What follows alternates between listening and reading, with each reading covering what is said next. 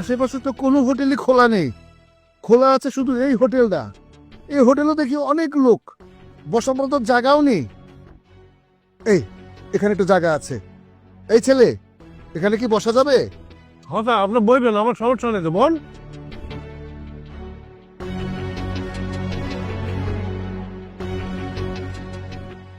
এই ওয়েটার, আমাকে এক প্লেট ভাত আর একটু তরকারি দাও।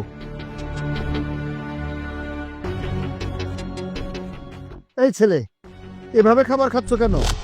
খাবারটা একটু ভদ্রমতো খাও, একেবারে অসম্মান মতো খাবার খাচ্ছ কেন?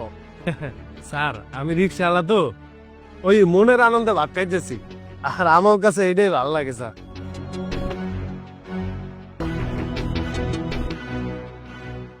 শিট, একেবারে খাবারের তৃপ্তিটাই নষ্ট হয়ে গেল। খাবো না আমি।